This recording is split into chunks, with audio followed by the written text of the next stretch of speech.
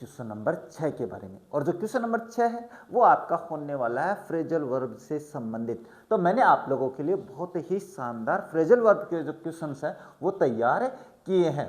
अब बात करते हैं इसमें अपने पास कैसे आएंगे आपके एग्जाम में। तो फिलहाल मैंने आप लोगों को आपके सामने एक ऑप्शन दे रखा है, इसके आधार इसकी जो आपको फ्रेजल वर्ब है वो इसमें भरनी है। पहले ऐसे क्वेश्चंस पूछे जाते थे, इसके बाद में जैसे अब की बार अपने पास बोर्ड ने दिया है भाई कि आपको ऑप्शंस वाले भी क्वेश्चंस करवाने हैं, तो वो मैंने आगे भी बना रखे हैं। चिंता मत करो, हर तरीके से समझाने वाला हूँ। लेकिन अगर आपके पास इस तरीके से क्वेश्चन आ जाए कि आपके सामने क्या है, केवल फ्रेजल वर्ब दे रखी है, अब उसकी कौन सा रूप आपको भरना है वो डिपेंड करता है आप लोगों पे, यानी आप लोगों ने कैसे तैयारी की है। तो फ्रेजल वर्ब की क्लास मैंने एक अपलोड कर रखी है, अगर आप लोगों ने नहीं देखी है तो वो देख लेना। अन्यथा ये जो 30 क्वेश्चन है बहुत ही बढ़िया है, शानदार है, इन्हीं में से मैं बता देता हूं और ये आ जाएंगे भी आप लोगों के पास। क्वेश्चन क्या है, the doctor told her two days with the treatment. अब कैरी जो वर्ब है अपने पास, कैरी जो वर्ब है इसकी फ्रेजल वर्ब भरनी है आपको इसमें। और फ्रेजल वर्ब भरने के लिए आपके पास कैरी के बहुत सारे रूप होते हैं, तो इसमें कौन सी आएगी। अब डॉक्टर ने क्या बताया उसको बताया कि तुम्हें इसी ट्रीटमेंट के साथ जारी रहना है। अब कैरी के साथ क्या जोड़े कि इसका मतलब जारी रहे या लगातार रहे या चालू रखना हो। तो इसके साथ अगर मैं ऑन जोड़ देता हूं, क्या जोड़ देता हूं, ऑन जोड़ देता हूं, तो इसका मतलब हो जाता है जारी रखना। क्या हो जाता है भाई, जारी रखना हो जाता है। तो इसका मतलब इसमें आपको अब वर्ब की फर्स्ट फॉर्म भरनी पड़ेगी। अब इसकी कौन सी फॉर्म भरेंगे सर, टेंस भी तो देखना है, क्योंकि ऐसे क्वेश्चन आ गए तो थोड़ी सी दिक्कत होने वाली है, थोड़ी सी समस्या होगी, बाकी नहीं होने वाली रहे। तो टू के बाद में हमेशा वर्ब की फर्स्ट फॉर्म भरनी है, तो जो वर्ब दे रखी है वो तो लिखनी ही लिखनी है, इसके साथ आपको ऑन का प्रयोग और कर देना, तो कैरी ऑन हो जाएगा। ये हो जाता है आपके पास वाक्य। अब बात करें क्वेश्चन नंबर 2 के बारे में। क्वेश्चन नंबर 2 क्या कह रहा है, सी डेस हर चिल्ड्रन वेरी वेल और ब्रिंग। अब अपने पास वो अपने बच्चों के साथ बात करे भाई, उसने अपने बच्चों को अच्छे से पालती है या वो अपने बच्चों को, उसने अपने बच्चों को अच्छे से पाला है या अपने बच्चों को अच्छे से पालती है। तो जो वर्ब आप अपने दिमाग में लेके आओ वो बना सकते हो। अब देखो ब्रिंग है, अब ब्रिंग के साथ क्या जोड़ूं कि इसका मतलब हो जाता है पालना हो जाता है, देखभाल करना हो जाता है, लुक आफ्टर होता है देखभाल, तो पालना, पालन पोषण जिसको अपन कहते हैं। तो ब्रिंग के साथ मैं अप जोड़ देता हूं तो वो आपके पास पालन पोषण हो जाता है। और माँ जो होती है, जो महिला होती है, वो अपने बच्चों का पालन पोषण अच्छे से करती है। अब इस वाक्य में मैं सबसे पहले ये कर देता हूं ब्रिंग्स अप, तो इसका मतलब भी पालन पोषण करना है। इसका अर्थ निकलेगा कि वह अपने बच्चों का अच्छे से पालन पोषण करती है। अगर मैं इसकी वर्ब की सेकंड फॉर्म बना देता हूं ब्रोट, मैं सारा समझाऊंगा, ब्रोट अप, तो इसका मतलब होता है उसने अपने बच्चों का अच्छे से पालन पोषण किया। यानी कहने का मतलब टेंस आप कोई भी बना सकते हो, अगर कोई वर्ब एडवर्ब नहीं दे रखी है तो ये ध्यान में रख लेना, ये समझ में आ जाएगा। नेक्स्ट है Sunil is dash very well with his English, यानी कहने का मतलब अपने पास क्या है, वो अच्छा है, उन्नति कर। अब ये क्या है, इज आ रखा है और इज के साथ तो वर्ब की फर्स्ट फॉर्म प्लस आईएनजी आ रखा है, तो गेट में तो मैं आईएनजी जोड़ूंगा ही जोड़ूंगा।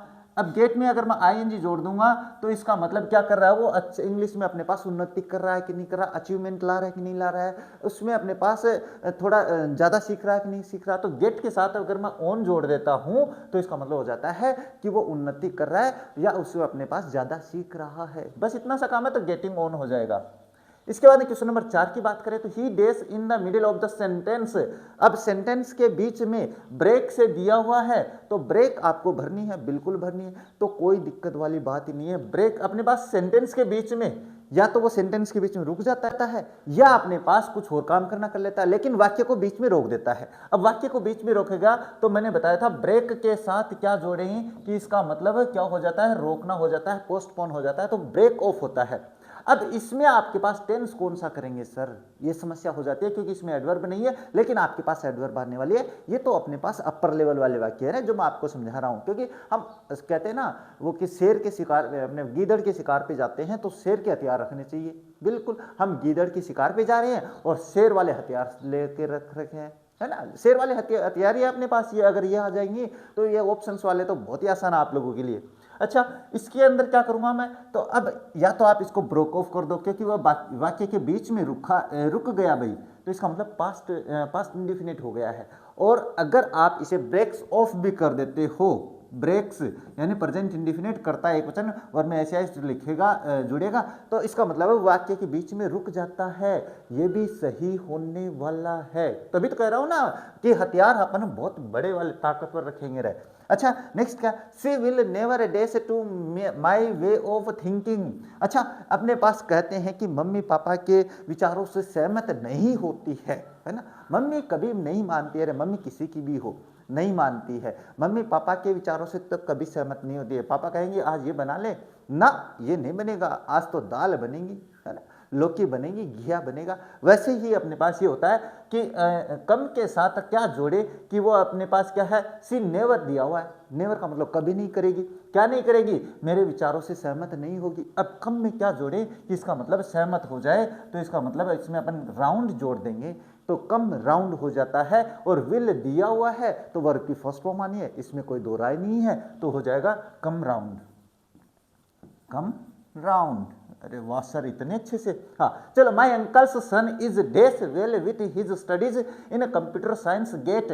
बिल्कुल सीधी सी बात है भाई, उन्नति कर रहा है, इज दिया हुआ है वर्ब की फर्स्ट फॉर्म प्लस आईएनजी, तो इसमें तो आईएनजी जोड़ेंगे, इसके साथ क्या जोड़े, उन्नति कर रहा है, प्रोग्रेस कर रहा है। उन्नति का मतलब प्रोग्रेस से, तो प्रोग्रेस के लिए मैंने ऊपर बता दिया भाई, शायद आ गया। तो इसमें अपने पास गेटिंग, इसमें सर आपने आईएनजी क्यों जोड़ा, क्योंकि इज के साथ, इज एम आर के साथ, वाज वर्ब के साथ वर्ब की फर्स्ट फॉर्म प्लस आईएनजी आता है, तो मैं यहाँ पे कर दूंगा गेटिंग ऑन।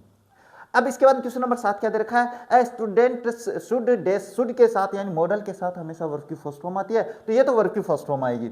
लेकिन the orders of his teachers, अब एक टीचर एक स्टूडेंट होता है, उसे अपने टीचर की आज्ञा का पालन करना चाहिए, हमेशा पालन करना चाहिए, क्योंकि ऑर्डर दिया हुआ है, किसके है, टीचर के है, और अपने पास स्टूडेंट है, तो स्टूडेंट को क्या करना चाहिए, ऑर्डर की पालना करनी चाहिए। और कैरी में क्या जोड़ें कि इसका मतलब पालना हो जाए, पालन करना, तो कैरी में अगर अपन आउट जोड़ देते हैं तो इसका मतलब हो जाता है कि पालन करना। तो टीचर स्टूडेंट है, वो टीचर के ऑर्डर की पालना करनी चाहिए, तो यहाँ पे हो जाएगा कैरी आउट। अब मैं वर्ब की फर्स्ट फॉर्म ही बनाऊंगा, क्योंकि शुड के साथ है अपने पास वर्ब की फर्स्ट फॉर्म ही आती है, शुड मतलब मॉडल के साथ हमेशा वर्ब की फर्स्ट फॉर्म आती है। तो ये क्वेश्चन मेरे हिसाब से समझ में आ गए होंगे।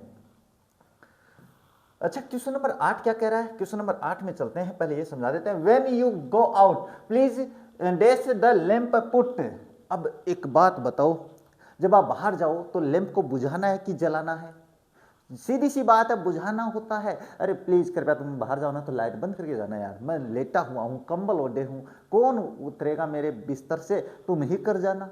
तो इसका मतलब पुट में क्या जोड़ें कि आपके पास क्या हो जाएगा, इसका मतलब बुझाना हो जाएगा, बंद करना हो जाएगा। तो पुट आउट जो होता है, पुट में अगर अपन आउट जोड़ देते हैं तो इसका मतलब हो जाता है बुझाना, तो यहाँ पे हो जाएगा। और प्लीज ये अपने पास जो वाक्य होते हैं ना, प्लीज डोंट, इसके बाद में वर्ब की फर्स्ट फॉर्म प्लस आईएनजी कर देंगे, वर्ब की फर्स्ट फॉर्म प्लस आईएनजी नहीं करेंगे रे वो टेंस में। यहाँ पे ये केवल रिक्वेस्ट वाला वाक्य है, और रिक्वेस्ट वाला वाक्य वर्ब की फर्स्ट फॉर्म से शुरू होता है, तो यहाँ पे पुट आउट से शुरू कर देंगे। किससे कर देंगे, पुट आउट से। अच्छा नेक्स्ट क्वेश्चन क्या दिया हुआ है, क्वेश्चन नंबर 9 में चलते हैं। The teacher dash Manish from the class as his assignment was not complete. अच्छा टीचर ने, भाई अब आपको भावार्थ समझो, भावार्थ को समझोगे तो समझ में तुरंत आ जाएगा कि टीचर ने मनीष से क्या कहा, from the class. From the class का मतलब होता है क्लास से बाहर करना, से मतलब अलग करना, अलग करने का मतलब बाहर निकालना, और as his assignment was not complete. और क्यों निकाला, क्योंकि उसका असाइनमेंट यानी गृह कार्य कंप्लीट नहीं था। अरे गृह कार्य कंप्लीट नहीं है तो मैं नहीं निकालता आप लोगों को, बिल्कुल वैसे ही आपके पास क्या है, गृह कार्य कंप्लीट नहीं था, टीचर ने बाहर निकाल दिया। ये समझ में आ गया। तो अब टर्न में क्या जोड़े कि इसका अर्थ हो जाता है बाहर निकाल देना। बाहर निकाल देना का मतलब टर्न आउट होता है। चलो मैं एक बार यहाँ पे बता देता हूँ। अब यहाँ पे क्या है, ये वर्ब कौन सी करेंगे, वर्ब कौन सी करेंगे सर, तो सीधी सी बात है, ये पास्ट की बात कर रहा है। अगर यहाँ पे पास्ट दिया तो वो भी पास्ट में बनेगा, और वो पास्ट में बनेगा तो पास्ट इंडिफिनिट में बनेगा। ये मैंने टेंस में समझाया हुआ है, और टेंस आपके चलते नहीं तो मैं यहाँ पे भी समझा देता, तो टर्न आउट हो जाएगा। और टर्न आउट का मतलब भी अपने पास किसी कंपनी का टर्नओवर जो बाहर में होता है, जैसे अपने पास 500 करोड़ है, 1000 करोड़ है, तो उसके लिए भी टर्न आउट का प्रयोग किया जाता है, और यहाँ पे बाहर निकालने के लिए भी टर्न आउट का प्रयोग किया जाता है। क्वेश्चन नंबर 10 क्या कह रहा है, students dash early in the morning to study. अरे सीधी सी बात है, अर्ली इन द मॉर्निंग की बात कर रहा है, उठने की बात कर रहा है भाई। छात्रों को उठना चाहिए, कहाँ, सुबह सुबह उठना चाहिए। तो यहाँ पे गेट दिया है, जो अपने पास छात्र है। अब सीधी सी बात है, इसमें कोई वर्ब नहीं दी हुई है, कोई एडवर्ब नहीं दी हुई है, टेंस कौन सा करेंगे।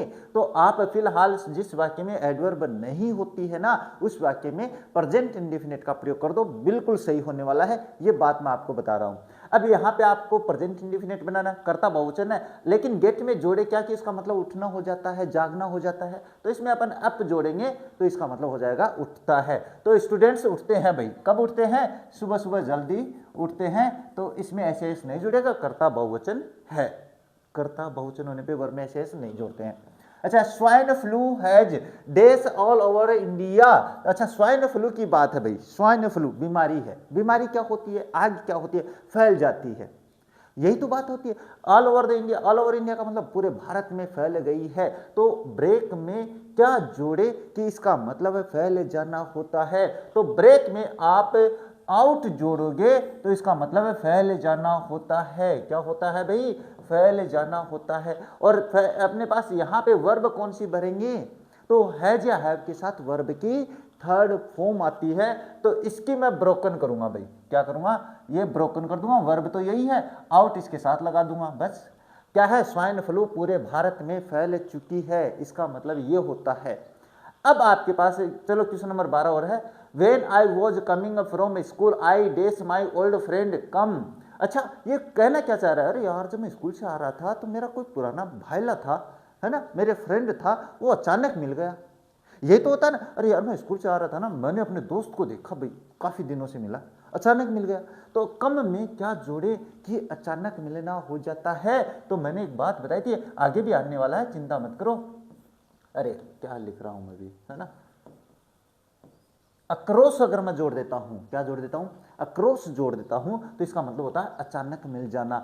अब यहां पे सीधी सी बात है, आई वॉज कमिंग, जब एक काम पहले से चल रहा हो, एक काम बीच में घटित होता हो, तो पहले से चल रहे कार्य को पास्ट कॉन्टिन्यूअस में बनाते हैं, और जो काम बीच में घटित होता है उसे पास्ट इंडेफिनिट में बनाते हैं। तो ये काम पहले से चल रहा है, मैं स्कूल से आ रहा था तो काम चल रहा था, अचानक बीच में काम मुझे मेरा भाईला दिख गया, बस वो होता है। तो यहाँ पे आपको केम अक्रॉस कर लेना है कि अचानक मिल जाना, तो वर्ब की सेकंड फॉर्म बना दूंगा मैं यहाँ पे, और पास्ट इंडेफिनिट इसको बना दूंगा, केम अक्रॉस। ये लो वाक्य सही हो जाता है। तो ये तो वो वाक्य थे जिनमें आपके पास केवल वर्ब दी होती है, आपको खुद को बनानी पड़ती है फ्रेजल वर्ब, जो कि मैंने बता दिया आसान तरीके से। अब बात करते हैं उन क्वेश्चंस के बारे में जिसमें आपके पास एग्जाम में 2 ऑप्शंस होंगे, आपको एक भरनी है। तो ये तो आप कर दोगे, मुझे पता है, बहुत ही शानदार तरीके से समझाया भी है मैंने क्लास में, आप कर भी दोगे। My car dash on the way broke down और ब्रोक अप। अच्छा, मैंने एक बात बताई थी, ये ब्रोक डाउन ये वर्ब है भैया आप लोगों के पास, ब्रेक है ना, और ब्रेक की सेकंड फॉर्म बना रखी है, तो कोई फर्क नहीं पड़ता आपके पास, ये तो बहुत ही सरल है, आपको तो एक भरनी है। अब बात करते हैं ब्रोक डाउन और ब्रोक अप। ब्रेक अप यानी ब्रोकअप पास्ट इंडेफिनिट, इसका मतलब होता है संधि विच्छेद करना, है ना। ब्रोकअप का मतलब होता है संधि विच्छेद करना, यानी अलग हो जाना। ब्रोक डाउन का मतलब होता है खराब होना। तो अब यहाँ पे आपके पास क्या करोगे, गाड़ी है तो गाड़ी खराब हुई है कि उसका संधि विच्छेद हुआ है, सीधी सी बात है, गाड़ी खराब होती है, तो गाड़ी खराब होगी तो मैं यहाँ पे ब्रोक डाउन कर दूंगा, आपको तो कुछ करना ही नहीं है इसमें, ब्रोक डाउन करना है ना। तो ये हो जाता है आपके पास इससे ऑप्शन। अच्छा, क्वेश्चन नंबर नेक्स्ट क्या है, all parents dash their children with love and care bring up और ब्रिंग टू। क्या करेंगे, अभी बता दिया भाई, पेरेंट्स अपने बच्चों की अच्छे से देखभाल करते हैं, तो इसमें अपने पास क्या है, ब्रिंग अप कर देंगे। क्यों कर देंगे, क्योंकि मैंने अभी बताया ब्रिंग अप का मतलब होता है पालन पोषण करना, तो कर्ता बहुवचन है, तो देखो इसमें इसने ऐसे ऐसे नहीं जोड़ा ना, जो मैंने अभी पहले समझाया आप लोगों को, है ना, मैं तो समझा देता हूँ रे।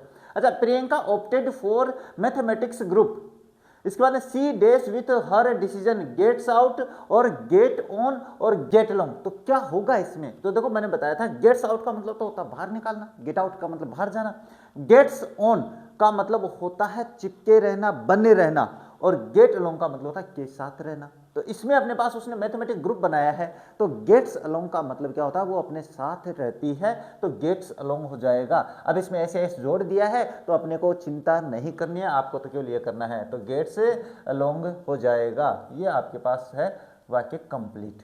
अच्छा नेक्स्ट है आई मस्ट, मस्ट के बाद में तो वर्ब की फर्स्ट फॉर्म आएगी क्योंकि मॉडल है। Dash my visit till next week, put out और पुट ऑफ अभी बता दिया भाई मैंने। अभी क्या है, पुट आउट का मतलब तो होता है बुझाना, और पुट ऑफ का मतलब भी अपने पीछे भी आ चुका अभी, है ना, पीछे आ गया है, तो इसका मतलब होता है रुक जाना। ये क्या कह रहा है, आई मस्ट, मुझे अवश्य, माई विजिट नेक्स्ट वीक, मुझे मेरी विजिट है वो अगले सप्ताह तक रोक देनी चाहिए अवश्य। तो यहाँ पे पुट आउट का मतलब तो बुझाना होता है, यात्रा को बुझाएंगे थोड़ी, यात्रा को तो अपन रोकते हैं, तो यहाँ पे पुट आउट करना पड़ेगा। तो मैं यहाँ पे पुट आउट कर देता हूँ, ये लो पुट आउट।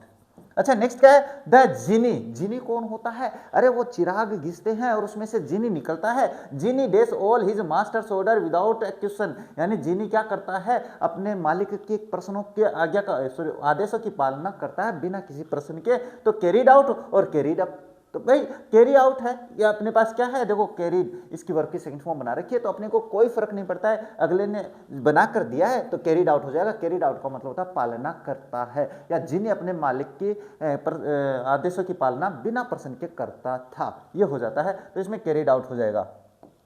अच्छा क्वेश्चन नंबर 18 क्या कह रहा है, वो कह रहा है द वांटेड क्रिमिनल है भाई, manage to dash from police, get along और get away.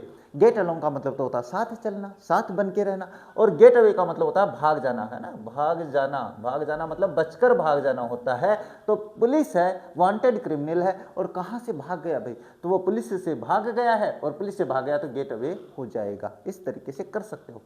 The burglars dash the house broke into और ब्रोक डाउन, ब्रोक डाउन का मतलब होता है खराब हो जाना, ब्रोक इनटू का मतलब होता है जबरदस्ती घुसना, चोरी से घुसना। तो यहाँ पे बर्गलर्स का मतलब चोर होता है, तो चोर अपने पास खराब तो होते नहीं है, उनका तो इंजन खराब नहीं होता है ना, तो खराब क्या वो क्या करेंगे, वो घर में घुस जाएंगे, तो क्या हो जाएगा, ब्रोक इनटू हो जाएगा। नेक्स्ट है ही डेस अर्ली इन द मॉर्निंग, ये तो आ गया भाई, गेट्स अप होता है। तो ये आपके पास 20 क्वेश्चन है जो बहुत ही शानदार है, और इन पे आधारित क्वेश्चन आपको मिलने वाले हैं, गारंटेड है। अब क्वेश्चन नंबर 7 है ना, वो किससे संबंधित होने वाला है, क्योंकि प्रश्नों के अनुसार चल रहे हैं ना अपन, तो प्रश्नों की बात करें तो क्वेश्चन नंबर 7 है वो आपके पास है कंजक्शन से संबंधित होने वाला है इनसे। और कंजक्शंस की तो बहुत ही शानदार क्लास अपलोड कर रखी है, इतनी शानदार है कि अगर वो तीनों क्लास देख लेते हो, तो अगर आप कंपटीशन के एग्जाम दे रहे हो और वहाँ पे कंजक्शंस आए तो कोई गलत नहीं कर सकता है। इतनी धाकड़ क्लास है, धाइए अपन ने ऐसे थोड़ी ना छोटी मोटी क्लास बनाते हैं, धांसू क्लास है। चलो क्वेश्चन नंबर 7 की तरफ बढ़ते हैं। कहोगे सर अपनी तारीफ करते रहते हो, आप तो करते नहीं हो ना। चलो बात करते हैं, क्या करना है आपको। पहला प्रश्न है dash had he entered the room then the lights went out. अब आपको इसका अर्थ समझ में आ रहा है कि नहीं आ रहा, कोई फर्क नहीं पड़ता है, सामने 2 ऑप्शन दिए हैं और दोनों में से आपको एक भरना है, और डेफिनेट आप गलत भर के आओगे। अगर आपने नहीं समझा तो आप डेफिनेट गलत करके आने वाले हो। अब नो सुनर और स्केर्सली में से करेंगे कौन सा, तो आपको वाक्य थोड़ा सा पढ़ना है। Had he entered the room then, अगर वाक्य में यहाँ बीच में, यानी बीच में आपके पास देन दिया हुआ है, तो आपको केवल नो सुनर का प्रयोग करना है। क्यों करना है, इसका कारण है। पहले मैं यहाँ पे नो सुनर लिख देता हूँ, नो सुनर। अब अपना जो कंजक्शन होता है नो सुनर, वो होता है नो सुनर और डेस और देन, और ये इस खालिस्तान में आपके पास पहला वाक्य लिखा जाता है। तो ये रहा पहला वाक्य जो होता है had he entered the room. अब ये हैड कर्ता से पहले क्यों आया है, ये कंजक्शन की क्लास में देख लेना, मैं अभी यहाँ पे नहीं समझाने वाला। तो ये तो मैंने कर दिया नो सुनर। सर यहाँ पे वेन देन नहीं होता, मान के चलो, कल्पना कर लो, यहाँ पे वेन देन नहीं है, यहाँ पे हो जाता वेन। क्या हो जाता, वेन हो जाता, तो फिर आपके पास वहां पे कंजक्शन स्केर्सली होता। क्या होता है, स्केर्सली। क्यों, क्योंकि अपना कंजक्शन फिर बनता है स्केर्सली डेस करते हुए वेन, ये बनता है आपके पास, है। अब आ गया होगा समझ में कि यहाँ पे देन है तो इसका मतलब आपके पास किसका प्रयोग करना है, नो सुनर का प्रयोग करना है। अगर यहाँ पे वेन है तो स्केर्सली का प्रयोग करना है, पक्का आ सकता है। अच्छा नेक्स्ट क्या है, ही इज डेस ए रोग डेस ए मैडमैन। इसके बाद नॉट ओनली बट आल्सो और वेदर और, यहाँ पे कौन सा करोगे। अब एक ही व्यक्ति जब अपने पास दो गुणों से होता है, एक ही व्यक्ति में आपके पास दो की बात करते हैं कि वो रोग भी है, दुष्ट भी है और पागल आदमी भी है, तो यहाँ पे अपने पास नॉट ओनली बट आल्सो का प्रयोग करेंगे।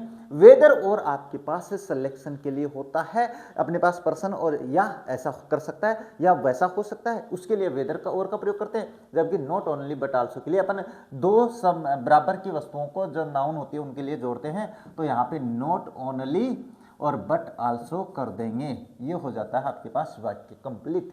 अच्छा नेक्स्ट क्या है, dash you are late you will not be allowed in the enter the hall since although. अच्छा क्या है भाई कि आपके पास विल नॉट अलाउड, आपको अनुमति नहीं दी जाएगी।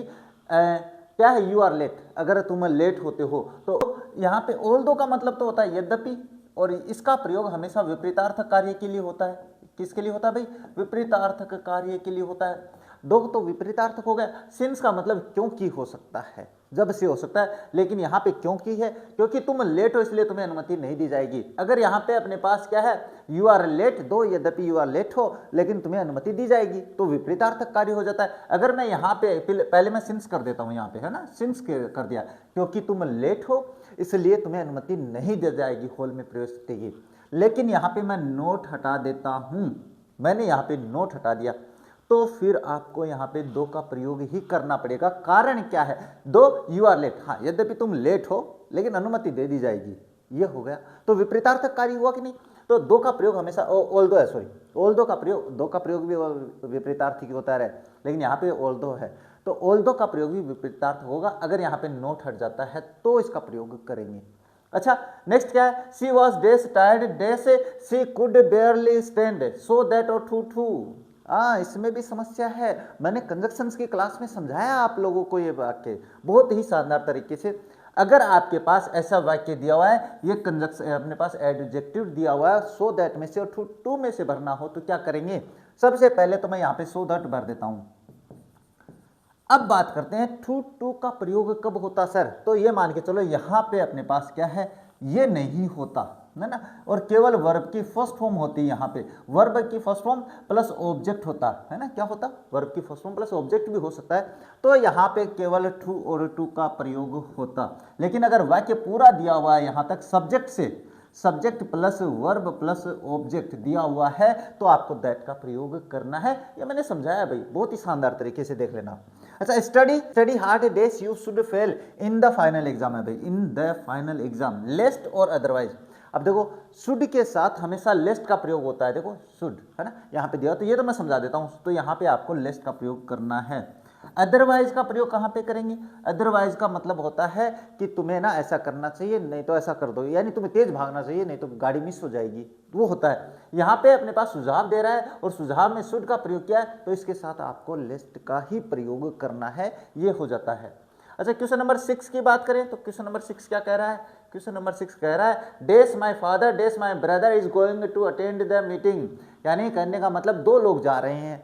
नीदर नोर और बोथ हैंड में से एक बात बता देता हूं, नीदर नोर का प्रयोग आपको दो नेगेटिव वाक्यों को जोड़ने के लिए किया जाता है। तो यहाँ पे अपने पास क्या बोथ हैंड, अब एक समस्या है भाई, हाँ एक समस्या आ गई इस वाक्य में, बहुत ही तगड़ी समस्या है। अब यहाँ पे अपन नीदर नोर का भी प्रयोग कर सकते हैं, यहाँ पे अपन बोथ हैंड का भी प्रयोग कर सकते हैं। समस्या ये है कि मैं ये कहूँ कि बोथ मेरे दोनों मेरे पिताजी और मेरे भाई है वो मीटिंग ज्वाइन करने जा रहे हैं, या मैं कह दूँ ना तो मेरा भाई मीटिंग ज्वाइन करने जा रहा है, ना तो मेरे पिताजी मीटिंग ज्वाइन करने जा रहे हैं, ना मेरा भाई मीटिंग ज्वाइन करने जा रहा है, तो दोनों से ही बैठ रहे हैं। तो फिर आपको एक नियम होता है सब्जेक्ट वर्ब एग्रीमेंट का। यहाँ पे हेल्पिंग वर्ब देखो इज आ रखी है।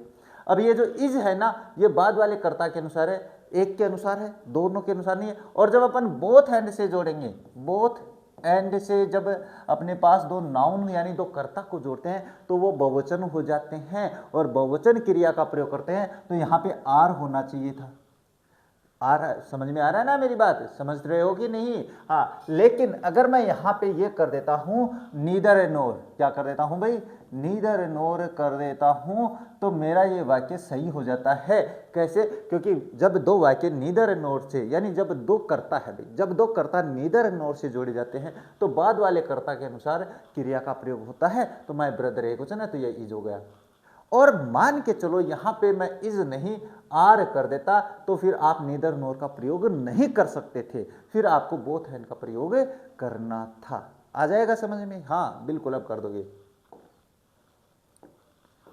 अच्छा, क्वेश्चन नंबर 7 में चलते हैं। He speaks dash, he knew everything about the universe as if as though, अपने पास वह ऐसे बातें करता है जैसे कि वो यूनिवर्स के बारे में बहुत कुछ जानता है, सब कुछ जानता है। तो यहाँ पे एज इफ का प्रयोग करना है, एज दो का प्रयोग नहीं होता है, तो यहाँ पे एज इफ का प्रयोग कर देंगे। ये लो, जैसे कि मानो कि, है ना, ये होता है इसका मतलब। Dash you apologise I will not forgive you unless until, बहुत ही बढ़िया प्रश्न है, बहुत ही शानदार प्रश्न है। अनलेस और अनटिल का मतलब जब तक कि नहीं होता है, दोनों का मतलब जब तक कि नहीं होता, दोनों सेम अर्थ देते हैं। तो अंतर क्या है? अंतर यह है कि आपके पास ये तो शर्त बताता है और ये आपके पास समय बताता है। तो जब अपने पास शर्त का भाव हो तो अनलेस का प्रयोग करना है, और जब समय का भाव हो तो अनटिल का प्रयोग करना है। अब ये मान के चलो, ये क्या है? You apologise I will not forgive you, मैं तुम्हें माफ नहीं करूंगा जब तक कि तुम माफी नहीं मांग लेते हो। तो इसका मतलब शर्त है कि नहीं है? इसमें शर्त है तो मैं यहाँ पे अनलेस का प्रयोग करूंगा, तो ये अनलेस हो गया।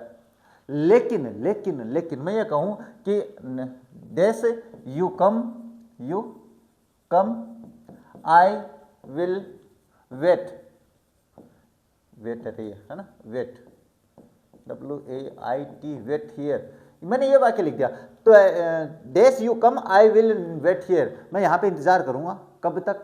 जब तक कि तुम नहीं आ जाते। तो ये समय है, तो यहाँ पे आपके पास अनटिल का प्रयोग होने वाला है। तो इस तरीके से आपको वाक्य कंप्लीट करना है। ये समय और शर्त का थोड़ा सा ध्यान में रखना भाई, है ना, ध्यान रखोगे? हाँ बिल्कुल रखेंगे।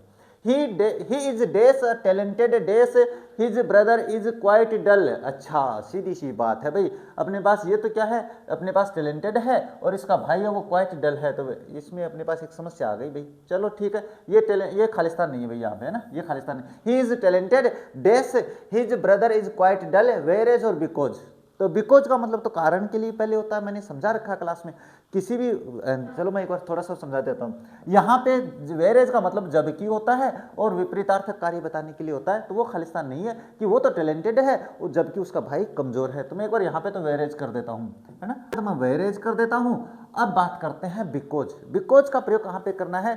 दो वाक्य हैं, दोनों वाक्यों में कारण वाले वाक्य के पहले आपको बिकॉज का प्रयोग करना है। ये आगे समझाने वाला हूँ, चिंता मत करो, हर चीज समझाने वाला हूँ। अच्छा, आई वुड रादर, रादर के साथ आपको देन का प्रयोग करना है। जैसे सुनर के साथ देन का प्रयोग किए थे, तो यहाँ पे रादर आ रखा है, तो आपको देन का प्रयोग करना है। और दोनों देन दे रखे हैं सर, दोनों देन दे दिए, तो कोई बात नहीं, इस देन का प्रयोग करते हैं।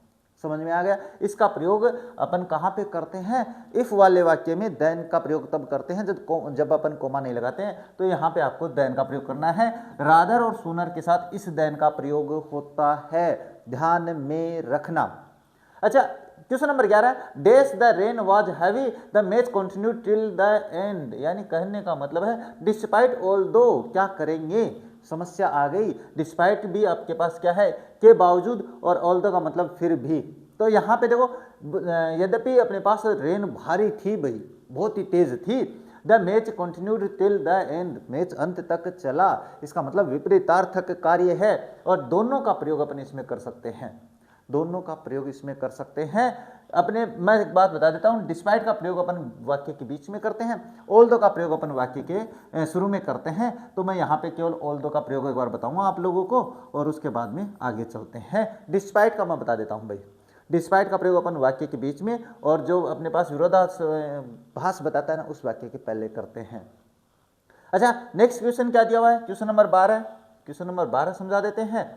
हार्डली हैड आई, हार्डली के साथ आपको वेन का प्रयोग करना है, सीधी सी बात है। कोई ये देखो वेन ही दिया हो ना, हार्डली स्केर्सली के साथ आपको वेन का ही प्रयोग करना है। अगर यहाँ पे स्केर्सली होता तो भी वेन का प्रयोग करेंगे और हार्डली है तो भी वेन का, लेकिन इसका प्रयोग यहाँ पे नो सूनर होता, क्या होता? थोड़ी देर पहले समझाए हैं, अगर नो सूनर होता तो मैं यहाँ पे देन का प्रयोग कर देता।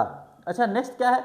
You must decide dash you want to pursue, science और आर्ट्स, वेदर और इफ का प्रयोग कहाँ पे?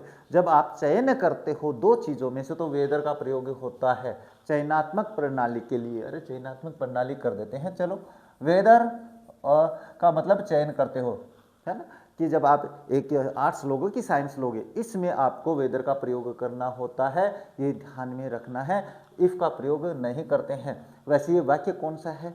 ये वाक्य अगर आपके पास नरेशंस का होता तो बहुत लंबी चौड़ी बात हो जाएगी, इस समय समझाऊंगा तो क्लास वैसे ही काफ़ी लंबी हो चुकी है और पूरा मीटर बाकी पड़ा अभी तो। हाँ, no sooner did the teacher enter dash the students stood up. अरे वाह भाई वाह, नो सुनर के साथ तो आपको देन का प्रयोग करना है, तो मैं यहाँ पे कर देता हूँ। He didn't come to school days, he was feeling unwell for और so। भाई क्या करेंगे? अच्छा, he didn't come to school, वह स्कूल नहीं आया। डेस ही वॉज फीलिंग अनवेल। तो एक बात ध्यान में रखना, मैं अभी समझा देता हूँ, बिकॉज के बारे में बात करी थी। अगर आपके पास परिणाम हो, परिणाम यानी कहने का मतलब स्पेस के बाद में परिणाम दिया हुआ हो, स्पेस के बाद में परिणाम दिया हुआ हो, तो आपको सो का प्रयोग करना है। लेकिन अगर स्पेस के बाद में कारण दिया हुआ हो, तो कारण में आपको फॉर का प्रयोग करना है, बिकॉज का प्रयोग करना है, सिंस का प्रयोग करना है। तो इनमें से कोई एक कर सकते हो, कोई गलत नहीं करने वाला है। ये मान के चलो, मैं यहाँ पे एक बार पहले तो कर देता हूँ फॉर, क्योंकि इसका मतलब होता है क्योंकि, कारण बताने के लिए अपन फॉर का प्रयोग करते हैं। तो देखो, वह स्कूल नहीं आया, परिणाम तो है स्कूल नहीं आया भाई। कारण क्या है? क्योंकि वो अपने पास अनवेल था, बीमार था, इसलिए नहीं है। तो यहाँ पे अपन बिकॉज कर सकते हैं, यहाँ पे अपन क्या फॉर कर दिया, सिंस भी कर सकते हैं। समझ में आ गई? हाँ ठीक है, कोई बात नहीं। अगर ये परिणाम होता तो मैं यहाँ पे सो का प्रयोग करता। आगे वाक्य आ जाएंगे भाई। Dash the sun rose the birds started chirping as soon as until का प्रयोग तो यहाँ पे होगा ही नहीं भाई, है ना। समय जैसे ही, यानी कहने का मतलब जैसे ही सूरज उगा, पक्षियों ने चहचहाना शुरू कर दिया। एक कार्य के तुरंत बाद जब दूसरा कार्य घटित होता है, तो उस खालिस्तान में पहले वाक्य में एज सून एज का प्रयोग कर सकते हैं, वैन का प्रयोग कर सकते हैं, एज का प्रयोग कर सकते हैं। लेकिन आपके पास एज सून एज दिया हुआ, तो मैं यहाँ पे एज सून एज ही करूंगा। इसका मतलब एक कार्य के तुरंत बाद दूसरा कार्य घटित हो गया है। अच्छा, नेक्स्ट क्या है? Question number 17। क्वेश्चन नंबर 17 है, I can not give you a loan dash you provide a guarantee unless if. अच्छा, अब दोनों वाक्य अपने पास क्या है? कंडीशनल में यूज, दोनों कंजक्शन कंडीशनल में यूज होते हैं। लेकिन अगर आपके पास परिणाम वाला वाक्य, यानी मैं ऐसा नहीं कर सकता हूं, जो मुख्य वाक्य है वो निगेटिव हो, वो क्या हो? निगेटिव हो, तो आपको यहाँ पे अनलेस का ही प्रयोग करना है, इफ का प्रयोग नहीं करेंगे यहाँ पे। ये मैंने समझा भी रखा है अभी। अच्छा, question number 18, the reason dash, reason why, कारण आएगा, है ना। कारण के साथ आपको वाई का प्रयोग करना है, तो यहाँ पे मैं वाई कर देता हूँ। रीजन के बाद में आपको वाई का ही प्रयोग करना है। क्वेश्चन नंबर 19 क्या है? ही नॉट ओनली के साथ आपको पता है बट आल्सो आता है, तो इतने ज्यादा समझाने की आवश्यकता नहीं है भाई। स्केर्सली बता दिया भाई, वेन का प्रयोग होगा, तो ये वेन कर देता हूं। वेन दिया हुआ ना, ये दिया हुआ। Be just dash fear not, अपने पास बट एंड, हाँ, be just and fear not का मतलब बस बिल्कुल ठीक रहो और डरो मत, तो ये आ जाएगा एंड। दो पैरेलल वाक्यों को जोड़ने के लिए अपने पास इसका प्रयोग करते हैं, और ये विपरीतार्थक कार्य के लिए होता है। इसके बाद है, you must dash pay the fine dash leave the club, इधर और बोथ हैंड का मतलब है क्या होता है, किसके साथ होता है? तो भाई एक बात बता देता हूं, इस वाक्य में कोई सारांश नहीं आ रहा है, बस ये आ रहा है विकल्प दे रहा है, और विकल्प के लिए आपके पास इधर और का ही प्रयोग होता है। तो यू मस्ट इधर पे द फाइन, इधर पे द फाइन और लिव द क्लब, यानी कहने का मतलब या तो तुम अपने पास फाइन भर दो, नहीं क्लब छोड़ दो। अब बोथ हैंड का काम नहीं होगा, तुम क्लब भी छोड़ो और फाइन भी भरो, तो ये तो दोनों काम हो गए। यहाँ पे विकल्प दे रहा है भाई, ये विकल्पिक है। अच्छा, क्वेश्चन नंबर 23 क्या कह रहा है? क्वेश्चन नंबर 23 में बात करते हैं, द क्वेश्चन इज दैट अच्छा वेदर है क्या? चलो कोई बात बता देते। The question dash we can trust him और नॉट, विकल्प अगर दिया हुआ हो, अपने पास यहाँ पे और दिया है, क्या दिया है? और दिया हुआ है बाद में, यानी खालिस्तान के बाद में दो लोगों के बीच में और भी दिया हुआ ना, ये और, तो इस और के पहले आपको खालिस्तान में वेदर का प्रयोग करना होता है। मैंने बता दिया विकल्पिक होता है ये, तो वेदर और का प्रयोग होता है, ये ध्यान में रखना है, होता है। और इसमें वैकल्पिक के साथ आपके पास यहाँ पे और दिया, तो यहाँ पे केवल वेदर का प्रयोग करना होता है। ये हो जाएगा भाई, कर दोगे। यहाँ पे अगर और है, दो लोगों के बीच में, दो नाउन के बीच में, तो यहाँ पे वेदर। नेक्स्ट है, ही इज सच के साथ दैट का प्रयोग होता है, तो यहाँ पे दैट है, हाँ बिल्कुल है। तो यहाँ पे सच के बाद में दैट का प्रयोग होगा, ये ध्यान में रखना भाई। सच दैट होता है ना, सो दैट होता है। अगर यहाँ पे सो होता तो भी दैट होता, लेकिन एज नहीं होगा। समझ में आ गई? चलो ठीक है। Dash you work hard you will definitely succeed provided that all दो, यानी कहने का मतलब अगर तुम कठिन मेहनत करते हो तुम्हें सफलता अवश्य मिलेगी जब तक, तो यहाँ पे प्रोवाइडेड दैट है आएगा। ऑल दो विरोधाभास होता है, और विरोधाभास थोड़ी है भाई, आपको डेफिनेटली सक्सीड मिलने वाली है सफलता, ऐसा करने पे ऐसा होता है, तो वो शर्त होती है, विरोधाभास नहीं होता है। तो यहाँ पे प्रोवाइडेड दैट होगा भाई, क्या होगा?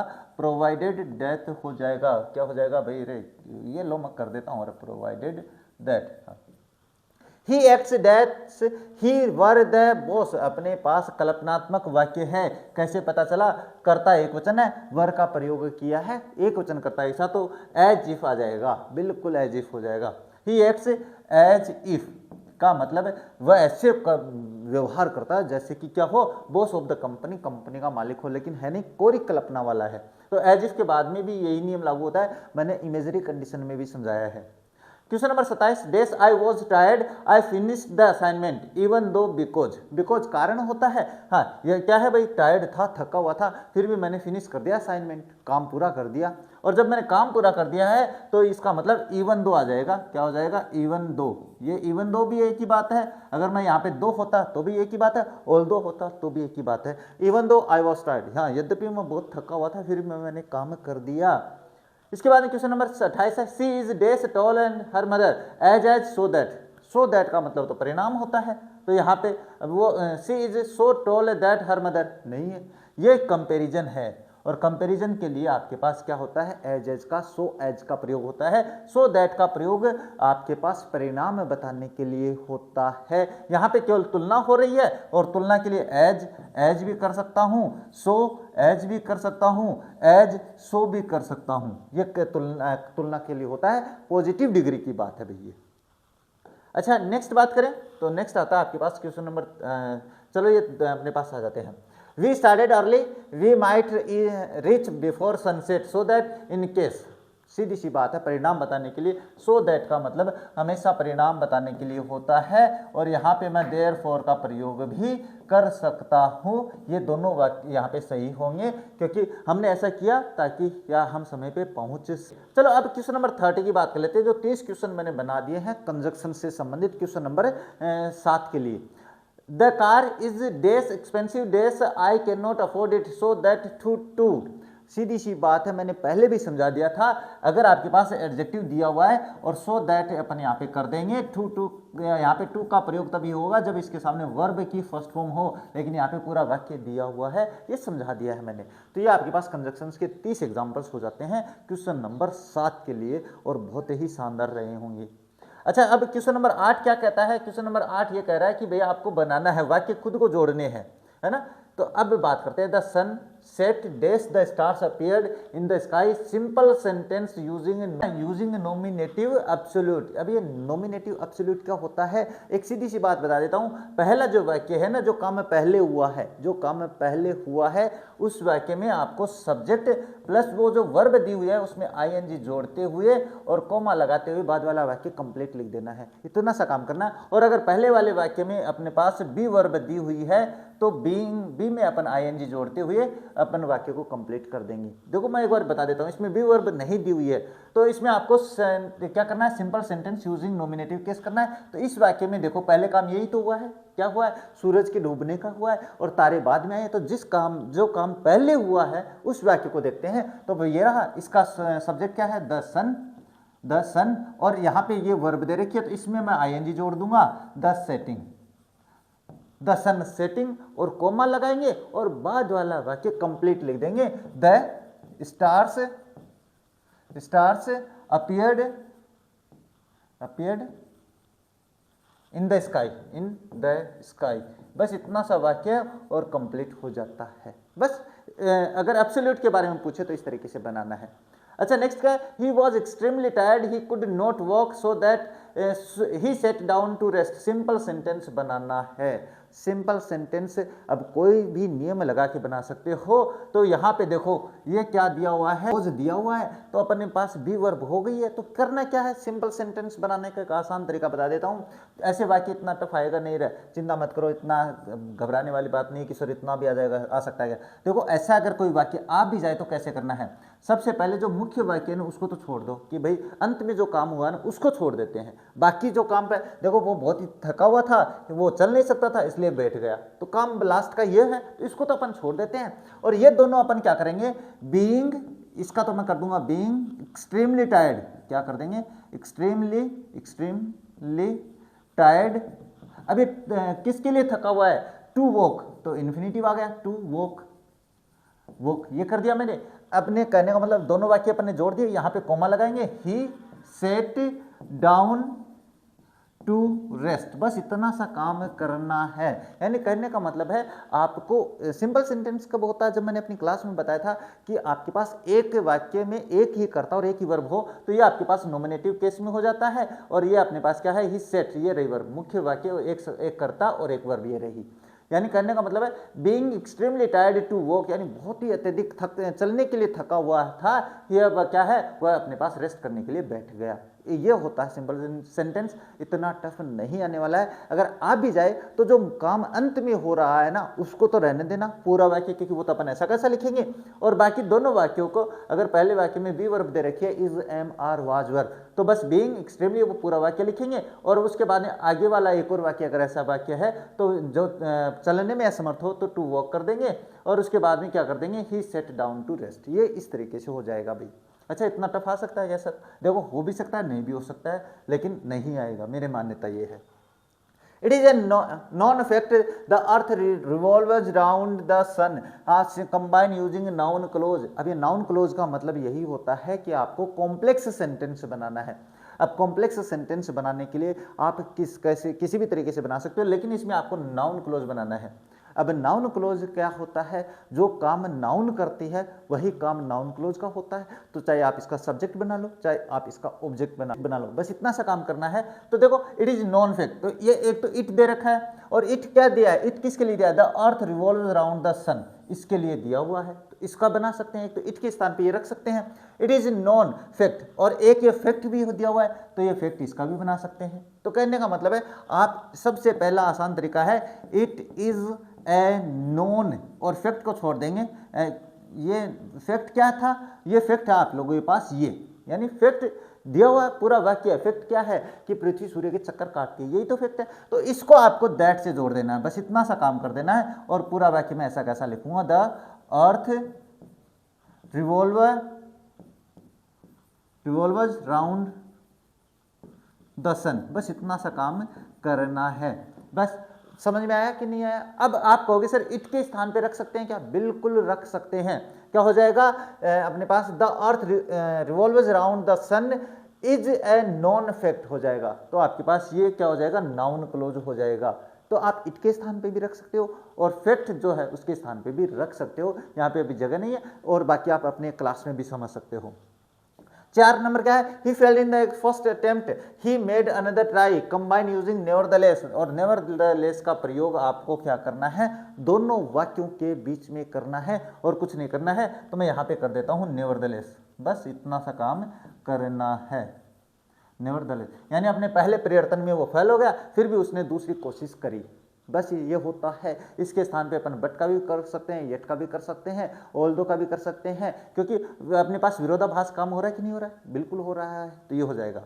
अच्छा, ही इज अ ग्रेट फिलोसोफर, वाक्य कंप्लीट हो गया। ही इज आल्सो पोइट, यानी अपने पास वो फिलोसोफर भी है और पोइट भी है। कंबाइन क्या करना है, not only but also say जोड़ना है। और not only but also say मैंने बताया है दो डिफरेंट थिंग को जोड़ा जाता है। मैं हमेशा ये बात समझाता हूँ, कोऑर्डिनेटिंग कंजक्शंस में कम्युलेटिव कंजक्शंस से हमेशा दो विपरीतार्थ जो अलग अलग जो नाउन होती है, प्रोनाउन होता है, सब्जेक्ट होता है, मैं थिंग बोल देता हूँ जिससे सब कुछ आ जाता है। तो इसमें दो क्या है, इसमें दो है, ही इज अ ग्रेट फिलोसोफर, एक तो फिलोसोफर है, एक इसमें पोइट भी दिया हुआ है। तो आपके पास क्या करना है, ये दोनों नाउन है ना, ये दोनों नाउन, ये आपको क्या करने हैं, नॉट ओनली से जोड़ना है, क्योंकि डिफरेंट थिंग यही है। तो मैं यहाँ पे दो डिफरेंट थिंग को जोड़ूंगा, तो इसमें आपको पहली डिफरेंट थिंग लिखनी है, खालिस्तान में किसी कंजक्शन के बीच में अगर खालिस्तान है तो पहले डिफरेंट थिंग उसमें लिखी जाती है। तो अगर मुझे ये ए ग्रेट फिलोसोफर लिखना है तो मुझे ये वाक्य ऐसे तो लिखना पड़ेगा, ही इज। अब मुझे इस खालिस्तान में लिखना है तो मैं नॉट ओनली यहीं पे तो लिखूंगा ना, नॉट ओनली। इसके बाद में ग्रेट और उसके बाद में फिलोसोफर, ये लिख दूंगा मैं फिलोसोफर। और उसके बाद में बट आल्सो, दूसरे जो आ गई पहले थिंग तो आ गई बट आल्सो, और बाद वाले वाक्य का जो डिफरेंट थिंग है वो लिख दूंगा इसके बाद में ए ग्रेट पोइट। बस आपके पास वाक्य हो जाता है कंप्लीट। यानी कहने का मतलब ग्रेट नहीं है भाई, यहाँ पे केवल पोइट है तो मैं ग्रेट हटा देता हूँ, ये वाक्य हो जाता है कंप्लीट। तो इस तरीके से आपको वाक्य जोड़ने भी है। क्वेश्चन नंबर 8 इसी तरीके से आएगा। अच्छा, क्वेश्चन नंबर 6 क्या है, आई हैव नो मनी, वाक्य बाद दूसरा है I can not buy new car, combine using adverbial clause of condition. यानी कहने का मतलब है कंडीशन बनानी है भाई, I have no money I can not buy car. बस सीधी सी बात है, जिस वाक्य में मॉडल दिया हुआ है ये अपने पास क्या है, मुख्य वाक्य हो जाता है। और मॉडल जिस वाक्य में, उसके पहले तो अपन क्या है, जो अपने कंडीशनल कंजक्शंस होते हैं उनका प्रयोग करते नहीं है। अब इसके ये अगर नेगेटिव दिया हुआ है, ये अगर नेगेटिव दिया हुआ है तो आप इसमें अपने पास अनलेस का प्रयोग करोगे। अगर यहाँ पे नॉट नहीं होता तो कंडीशनल, दोनों वाक्य नेगेटिव है, दोनों वाक्य नेगेटिव है तो मैं यहाँ पे केवल इफ कंडीशन, इफ से ही बनाऊंगा वाक्य को। लेकिन यहाँ पे नॉट नहीं होता, पहले एक बार मैं ये बना देता हूँ, नॉट है ना, I have, if I have no money, है ना, नो मनी, कॉमा लगाऊंगा, I can not buy a new car, new, अरे कहाँ लिख देता हूँ मैं भी, है ना, जल्दबाजी में, न्यू कार, ये हो जाता है आपके पास वाक्य कंप्लीट। अगर वहां पे आई हैव मनी होता, I have money I can not buy car, तो फिर हो जाता मेरे पास पैसे हैं मैं कार नहीं खरीद सकता, ये थोड़ी ना होता है। तो फिर अपने पास यहाँ पे अनलेस का, ये नहीं होता तो मैं यहाँ पे अनलेस से जोड़ता, मैं सीधी सी बात समझा रहा हूँ। अच्छा, नेक्स्ट है the thief saw the policeman he took to his heels, यानी वो अपने कदमों पे भाग गया, ये होता है। तो combine using present participle, present participle का प्रयोग कहाँ करना होता है, जो काम पहले होता है उसकी वर्ब की फर्स्ट फॉर्म प्लस आईएनजी बना दो और बाद वाला वाक्य कंप्लीट लिख दो। तो पहले काम क्या है, the thief saw the policeman, चोर ने पुलिस को देखा, काम देखने का पहले हुआ है, ही टुक टू हिज हिल, तो वो अपने कदमों पे भाग गया, तो पहले काम हुआ है देखने का। तो बस आपको क्या करना है, ये एक छोटी सी समस्या और बता देता हूँ, इसमें वर्ब की फर्स्ट फॉर्म बनानी पड़ेगी क्योंकि आईएनजी जोड़ना है। तो सी की सा में थोड़ी ना आईएनजी जोड़ देंगे, सी इसकी फर्स्ट फॉर्म बनाएंगे उसमें आईएनजी जोड़ेंगे। सीइंग द पुलिस मैन, अब यहाँ पे कॉमा लगाऊंगा और मैं ही कर दूंगा तो गलत हो जाएगा मेरा। इसका कारण क्या है, क्योंकि ही किसके लिए आया है, इस थीप के लिए आया है, और अगर थीप का प्रयोग अपन ने यहाँ पे इस वाक्य में नहीं किया तो ये थीप ही यहाँ पे आएगा, द थीप, ये थीप हो जाएगा। उसके बाद ही के स्थान पे लिख दिया टुक टू हिज हील्स, ये इस तरीके से बनाना पड़ेगा भाई आप लोगों को। ये थोड़ी सी बात तो ध्यान में तो रख ही सकते हो, हाँ रख देंगे। चलो, ही is very old he can not climb the stairs, using so that का प्रयोग कहाँ करते हैं, पहले वाले वाक्य का एडजेक्टिव है वो आपको यहाँ पे रखना है और कुछ नहीं हटाना है, सीधी सी बात है। जैसे वेरी ओल्ड दिया हुआ है, वेरी को तो हटा देंगे, ही इज सो, वेरी को हटा देंगे भाई, ओल्ड ये एडजेक्टिव आ गया, दैट, और बाद वाला वाक्य कंप्लीट लिख देंगे, ही कैन नॉट, है ना, बाद वाला वाक्य कंप्लीट लिख देना, वाक्य हो जाएगा सही। अच्छा, I reached the office I found that I had forgotten my files at home, complex sentence बनाना है। कॉम्प्लेक्स सेंटेंस दिया हुआ है तो आप किसी भी नियम से बना सकते हो। हाँ, आई रीच्ड द ऑफिस, मैं ऑफिस पहुंच गया और बाद में मुझे याद आया अरे मैं तो अपनी फाइल घर पे भूल गया, तो फिर आफ्टर रीचिंग नहीं भाई, क्यों, क्योंकि अपने को बनाना है कॉम्प्लेक्स। और अगर यहाँ पे सिंपल होता तो मैं दोनों बताऊंगा, देखो अब आप लोगों को, अब आफ्टर बोल ही दिया तो मैं यहाँ पे सिंपल भी इसका बना के बताता हूँ आप लोगों को। पहले कॉम्प्लेक्स बनाते हैं, कॉम्प्लेक्स बनाएंगे तो I reach the office I found that I had forgotten my files at home, यानी जब मैं ऑफिस पहुंच गया तो इसका मतलब एक काम हो गया भाई, अपने पास दो काम हुए हैं, बाद याद आया उसको, तो क्या हो जाएगा, वेन से जोड़ सकते हैं, when I reached the office, क्योंकि समय दर्शा रहा है ऑफिस, और उसके बाद में आपको कोमा लगा देनी है और बाद वाला वाक्य ऐसा कैसा लिख देना है। अब मैं कहूँ इसका सिंपल आ जाता तो सिंपल हो जाता, तो फिर आपको बस यहाँ पे ये जो वर्ब है ना आफ्टर, क्योंकि पहुँचने के बाद में तो आया ना, प्रीपोजिशनल बनाएंगे और रीचिंग कर देंगे यहाँ पे, आफ्टर रीचिंग द ऑफिस, और ये लो अपने पास सिंपल बन जाएगा, बाद वाला वाक्य ऐसा कैसा लिख दो। तो दोनों तरीके मैंने बता दिए हैं, आफ्टर वाला भी बता दिया है और व्हेन वाला भी बता दिया है। The weather was stormy, the ship did not sail, combine using being.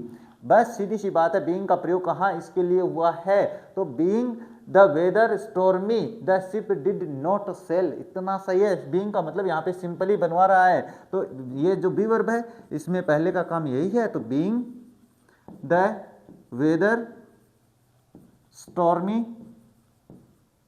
है ना, स्टॉर्मी क्या दिया हुआ, हाँ यही है स्टॉर्मी, और कोमा लगाएंगे, the ship did not sail, ये हो जाता है वाक्य कंप्लीट। इतना सा काम है करना है। अच्छा नेक्स्ट क्या है, he worked hard, he wanted to win the scholarship, combine using infinitive. बहुत ही सरल है, इन्फिनिटिव बाद वाले वाक्य में इन्फिनिटिव का ये पूरा ऐसा कैसा लिख देंगे और ये छोड़ देंगे, बस इतना सा काम करना है। जैसे ही वर्कड हार्ड, और टू इन्फिनिटिव जो दी है इसके बाद में अपन कर देंगे टू विन द स्कॉलरशिप, जो भी आपके पास दिया हुआ है वो वाक्य ऐसा कैसा कंप्लीट लिख देंगे और वाक्य हो जाएगा कंप्लीट, इन्फिनिटिव हो गया। अच्छा क्वेश्चन नंबर 12 की बात करें तो क्वेश्चन नंबर 12 क्या कह रहा है, वो कह रहा है she is beautiful, she is intelligent. तो वो क्या है, एज वेल एज का प्रयोग करना है, सीधी सी बात है, दो डिफरेंट थिंग के बीच में लिखना है। डिफरेंट थिंग क्या है, ब्यूटीफुल और इंटेलिजेंट है, सेम ये है, तो मैं पहले ये लिख देता हूँ सी इज, और ब्यूटीफुल के और इसके बीच में लिखना है तो ब्यूटीफुल मुझे पहले लिखना पड़ेगा, ये मैं लिख देता हूँ, है ना, हाँ ये ब्यूटीफुल, और एज वेल एज इंटेलिजेंट। और इसके बाद में मैंने एक बात बताई थी, यहाँ पे आपके पास कम्युलेटिव कंजक्शंस कोई भी हो डिफरेंट थिंग के बीच में लिखा जाता है। No one can deny it, he is a brave man, combine using complex sentence. Complex sentence का प्रयोग करना है, किसी भी नियम से बना सकते हो। क्या है, नो वन कैन डिनाई, क्या, that he is a brave man, तो बस आपको दैट से जोड़ देना है। क्या है यहाँ पे कर, मैं एक बार बना के दिखा देता हूँ। अब ये किससे डिनाई नहीं कर सकते, इट से। अभी इट क्या है, ये पूरा वाक्य है, तो इट तो हटा देंगे, no one can deny that, it छोड़ दिया भाई, क्योंकि दैट इट के लिए अपन ये कर देंगे, he is a brave man. बस इतना सा काम कर देना है, वाक्य हो जाएगा complete. The letter was written in hurry, it had many mistakes, combine using past participles. Past participles का मतलब वर्ब की थर्ड फॉर्म हो जाएगा, तो रिटन इन हरी हो जाएगा, ये लो बस इतना सा हो जाएगा, written in a hurry, comma लगाएंगे, इट द लेटर। ये अब वही बात हो गई, द लेटर चोर वाली बात बताई थी, यहाँ पे इट लेटर के लिए आया तो लेटर लिखना पड़ेगा द, क्योंकि अगर आपके पास नाउन का पहले प्रयोग नहीं हुआ है तो अकेले प्रोनाउन का प्रयोग नहीं कर सकते हैं। The letter had many mistakes, बस ये वाक्य कंप्लीट हो जाएगा आपके पास, ये हो जाता है। इसके बाद he lost his way, he began to cry, combine using having plus verb की थर्ड फॉर्म, यानी परफेक्ट पार्टिसिपल का प्रयोग करना है। ही क्या हो जाएगा, ये देखो लॉस्ट है ना, इसके साथ हैविंग लॉस्ट कर देंगे, हैविंग, और ये वर्ब की थर्ड फॉर्म, ये सेकंड फॉर्म है, यहाँ पे लॉस्ट, हैविंग लॉस्ट हिज वे और कॉमा, और बाद वाला वाक्य ऐसा कैसा कर दूंगा, ही। अब यहाँ पे ही क्यों लिख रहा हूँ, क्योंकि यहाँ पे ही दिया हुआ है। अगर यहाँ पे राम नाउन होते, कोई भी नाउन होती, तो मैं नाउन का ही नाम लिखता, ये बात समझाने की कोशिश कर रहा हूँ। ही बिगिन टू क्राई, बस वाक्य कंप्लीट हो जाता है। अच्छा, the train was late, we missed the meeting, combine using because of. Because of का प्रयोग हमेशा कारण वाले वाक्य के पहले होता है, तो यहाँ पे कारण क्या है, अपने पास उनकी मीटिंग मिस हो गई है, तो बस यहाँ पे अपने पास दोनों के बीच में बिकॉज ऑफ लिख दो। बिकॉज ऑफ या बिकॉज का प्रयोग कारण वाले वाक्य के पहले होता है। अगर ये वाक्य इधर और ये वाक्य इधर होता तो भी मैं आप लोगों को ये वाक्य बाद में ही लिख के बताता। I saw a man, he was wearing a red shirt, he was running fast। Simple sentence बनाना है, क्या बनाना है, I saw a old man, he was wearing a red shirt, he was running fast, है ना। तो फिर आपको करना क्या है, कुछ नहीं करना है। आई सा को देखा है, तो मैं इस व्यक्ति के पहले रनिंग लिखा देता हूँ, है ना, रनिंग मैन। अब इस मैन के लिए भागते हुए मैन को तो देखा है। अब क्या है ये वियरिंग भी है भाई, तो वियरिंग अपने पास वियरिंग ए रेड शर्ट है भाई, रेड शर्ट बस। और सिंपल सेंटेंस का मतलब भी यही होता है कि एक वाक्य एक कर्ता और एक वर्ब होनी चाहिए। तो मैंने देखा भाई, क्या देखा है, ये जो अब आप कहोगे सर रनिंग वर्ब है क्या, नहीं, ये इसकी विशेषता है और ये भी इसकी विशेषता है। ये इसको प्री मॉडिफायर बोलते हैं, इसको पोस्ट मॉडिफायर बोलते हैं। इस तरीके से आप अपना वाक्य बना सकते हो। ये थोड़ा सा टफ लेवल का है, तो ये चिंता मत करो, अगर आ जाता है तो इस तरीके से बना भी सकते हो, इतना भी टफ नहीं है। हाँ, चलो क्वेश्चन नंबर 18 की बात करते हैं। क्या दिया हुआ है, ही is very poor, he is very honest. Combine although का प्रयोग वाक्य के प्रारंभ में होता है, ध्यान में रखना। बस दोनों वाक्य के प्रारंभ में लिखो ऑल्दो, है ना, ये ध्यान में रखना। Although he is very poor, comma और बाद वाला वाक्य complete, he is very honest. ये लो वाक्य कंप्लीट हो जाएगा। हाँ, कर देंगे ये तो। अच्छा, नाउन क्लॉज से है, he may be at home, I do not no.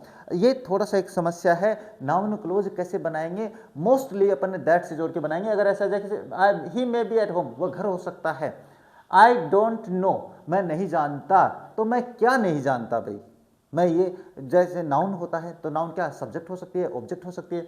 यहाँ पे ही मे बी एट होम, वह घर पे भी हो सकता है। ये बात आपके पास क्लोज की होती है। तो आई डोंट नो, ये वाक्य थोड़ा सा टफ हो जाएगा। आई डू नॉट नो। अब मैं क्या नहीं जानता, दैट, क्योंकि कॉम्प्लेक्स बनाना है, कॉम्प्लेक्स बनाऊंगा तो दैट से अपने नाउन क्लोज हो जाएगा। ही मे, मैं एक और बात बताता हूं अभी, थोड़ी सी देर को, मे बी एट होम। अगर आपके पास कोई परिणाम हो, ध्यान से समझना, और आपको आपके पास क्या बनाना है, नाउन क्लोज बनाना है। परिणाम पूछ रहा है, परिणाम भी दिया हुआ है और अपने पास से बता भी रहा है, यानी दोनों चीजें हैं कि मैं जानता भी हूं, नहीं भी जानता हूं। तो आई डू नॉट नो, मैं नहीं जानता हूं। क्या परिणाम है, मैं ये नहीं जानता, परिणाम नहीं जानता। और जो परिणाम नहीं जानता है, जो परिणाम होता है, वो आपको ऑब्जेक्ट बनाना है।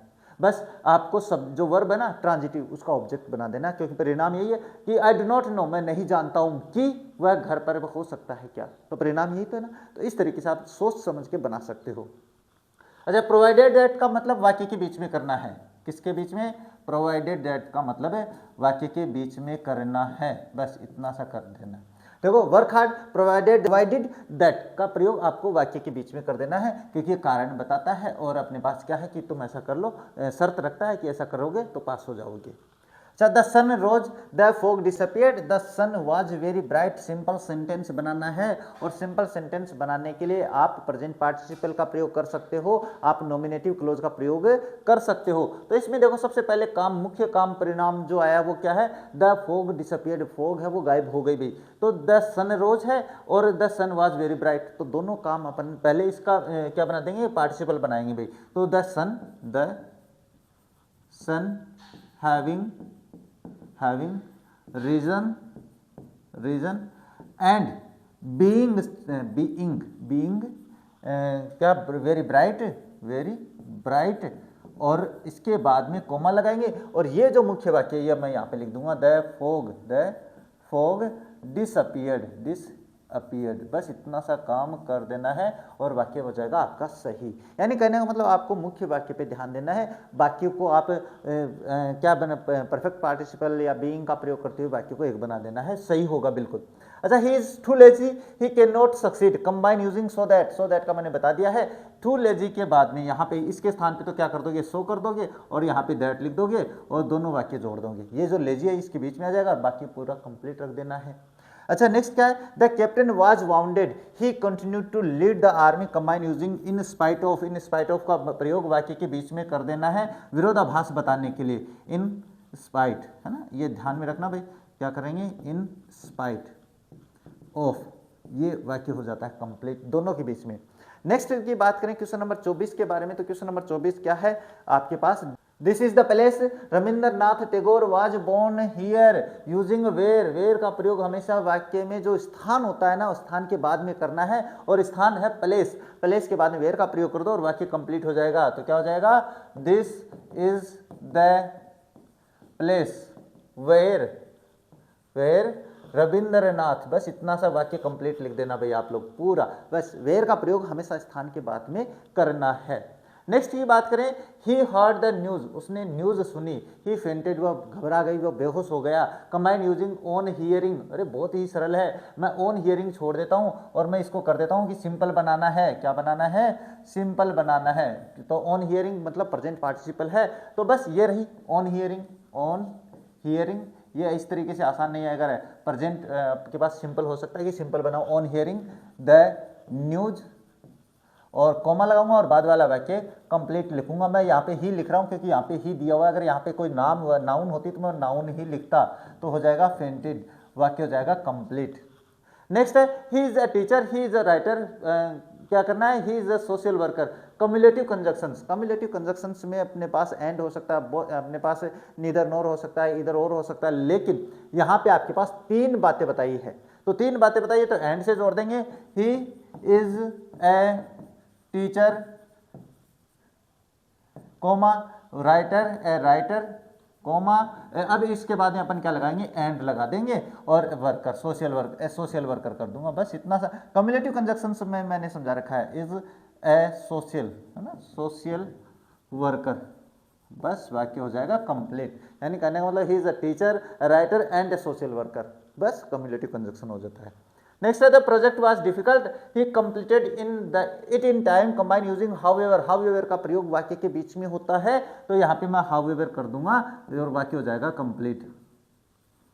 इसके बाद में my friend arrived, we started over a dinner, combine using as soon as. As soon as का प्रयोग एक कार्य जो पहले हुआ है, जैसे ही मेरा जो काम पहले होता है ना दोनों वाक्यों में, उस वाक्य के पहले करेंगे। तो जैसे ही उसका दोस्त पहुंचा हमने खाना शुरू कर दिया, तो काम पहले इसके दोस्त के आने का हुआ है, तो मैं एज सुन एज का प्रयोग यहाँ पे करूँगा, as soon as my friend, और इसके बाद में अराइव्ड और कोमा लगाऊंगा और वाक्य ऐसा कैसा लिख दूंगा बाद वाला, ये ध्यान में रखना।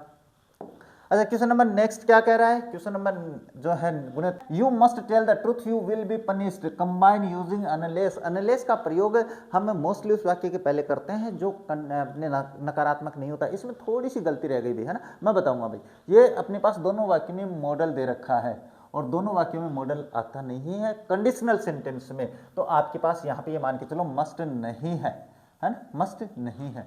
और अपने पास क्या है कि जब तक तुम सही नहीं बोलते हो तुम्हें सजा नहीं दी जाएगी, तो इस वाक्य को मैं नोट और बना देता हूँ, you will not be punished. तो यहाँ पे अनलेस इसके पहले कर देंगे और वाक्य को इस तरीके से बना देना है। The teacher entered the room, the students stood away. No sooner did का प्रयोग, नो सुनर देन का प्रयोग अभी तक नहीं आया है, बस अपने पास स्पेस वाले में आया था, तो मैं यहाँ पे भी समझा देता हूँ। जब नो सुनर देन से वाक्य जोड़ते हैं तो जो काम पहले होता है ना, जिस वाक्य का काम पहले होता है वो पूरा वाक्य इसमें लिखते हैं, इस खालिस्तान में। तो पहले काम क्या हुआ, टीचर ने प्रवेश किया, बच्चे खड़े हुए, तो इसका मतलब टीचर वाला काम पहले हुआ, तो टीचर वाला जो वाक्य है वो पूरा इसमें लिखेंगे, पूरा इसमें लिखेंगे। तो नो सुनर देन है, वो नो सुनर है वो पहले आएगा, तो मैं नो सुनर कर देता हूँ, नो सुनर। और उसके बाद में the teacher entered the room. लेकिन एक छोटा सा काम करना है, इस वाक्य के साथ आपको इन्वर्जन का प्रयोग करना है, और ये वर्ब की सेकंड फॉर्म है, यानी इन्वर्जन का मतलब क्या होता है, कर्ता से पहले हेल्पिंग वर्ब का प्रयोग। अब इसमें हेल्पिंग वर्ब नहीं है, पास्ट इंडिफिनिट है, तो पास्ट इंडिफिनिट की हेल्पिंग वर्ब होती है डिड, और इसके बाद में द टीचर लिखूंगा मैं, तो मैं यहाँ पे लिख देता हूँ द टीचर, और उसके बाद में डिड के साथ वर्ब की फर्स्ट फॉर्म आती है, तो मैं ये इंटर ही करूंगा, यहाँ पे वर्ब की सेकंड फॉर्म नहीं बनाऊंगा। The room.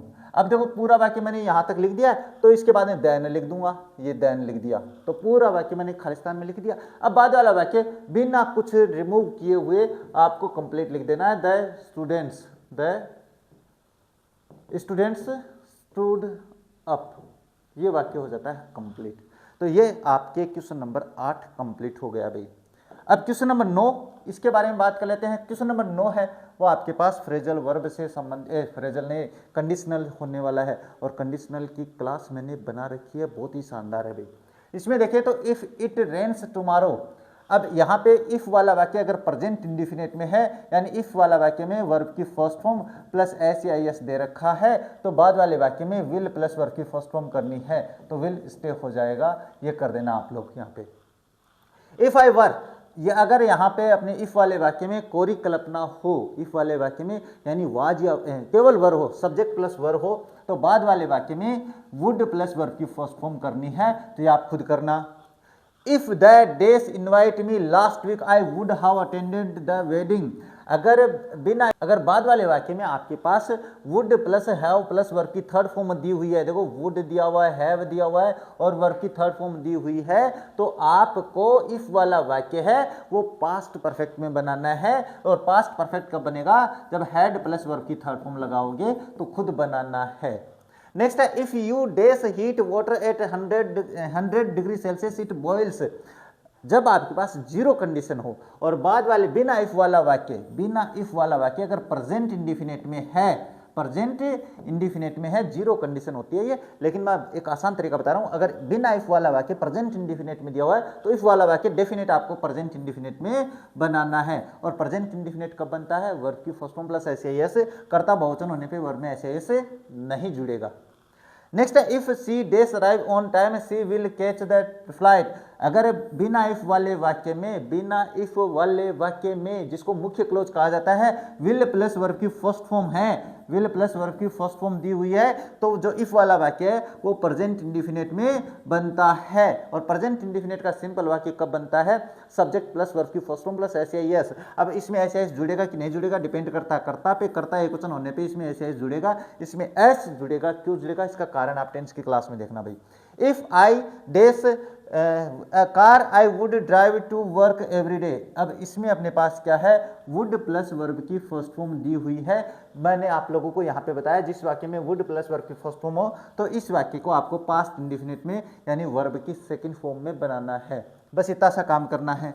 नेक्स्ट बात करें क्वेश्चन नंबर 7 के बारे में, तो क्या if he had studied harder, study harder का मतलब क्या होता है? हैड प्लस वर्ब की थर्ड फॉर्म दी हुई है, हैड प्लस वर्ब की थर्ड फॉर्म अगर इफ वाले वाक्य में है तो बाद वाले वाक्य में आपको would plus have plus verb की थर्ड फॉर्म करनी है।